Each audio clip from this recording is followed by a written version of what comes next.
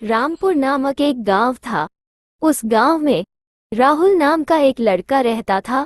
राहुल बहुत होनहार था और अपनी क्लास में हमेशा अव्वल आता था। राहुल रोज स्कूल जाता था। राहुल के पिताजी मनोज साफ सफाई का काम किया करते थे। वो अब बूढ़े हो चुके थे। अब वो साफ सफाई का काम नहीं कर सकते थे। मनोज शाम को घर आ जाता है और अपनी पत्नी से कहते हैं, अरे भगवान, अब मुझसे ये साफ सफाई का काम नहीं होता है। अरे आप ये क्या कह रहे हो? अगर तुम काम पर नहीं जाओगे तो हम भूखे मर जाएंगे और हमारा बेटा अभी छोटा है। अरे अब मेरे इस बुढ़े शरीर में इतनी जान नहीं है कि मैं और काम कर सकूं।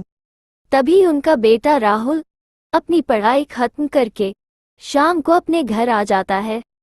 अरे बेटा, तुम्हें ही अब इस घर को संभालना है। मुझसे तो अब कोई काम होता ही नहीं है। ठीक है पापा, अब तुम चिंता मत करो, इस घर को मैं संभाल लूंगा।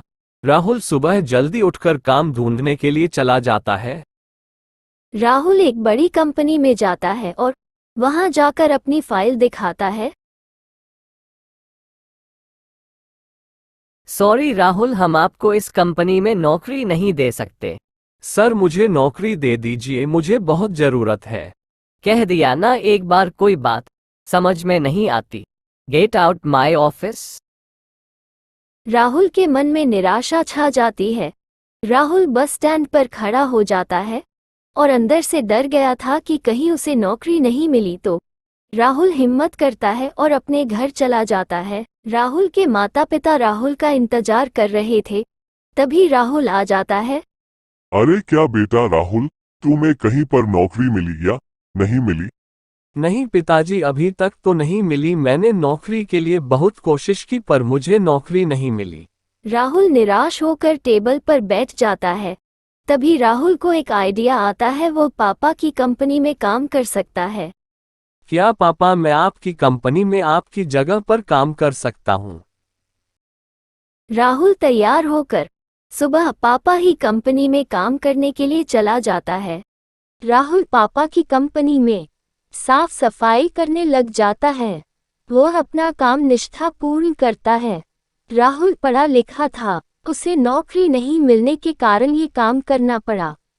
तभी कंपनी के मालिक हरिप्रसाद आ जाते हैं। हरिप्रसाद जी अपने मन में ही सोचते हैं कि राहुल बहुत पढ़ा लिखा है, उसे नौकरी नहीं मिलने के कारण ये सब काम करना पड़ रहा है। हरिप्रसाद जी राहुल को अपने साथ अपने घर पर ले जाते हैं। राहुल, मैं तुम्हें एक काम सौंप रहा हूँ। क्या तुम वह काम ईमानदारी से कर सकते हो? हाँ, मैं वो काम ईमानदारी से करूँगा। मैं तुम्हें 50,000 रुपये देता हूँ। ये रुपए ले जाकर तुम्हें बाजार में कमल जी को देना है और उन्हें कह देना ये रुपए हरिप्रसाद जी ने भेजे हैं। कमल पैसे लेकर बाजार में पहुंचाने के लिए ले जाता है और थोड़ी देर बाद वापस आ जाता है।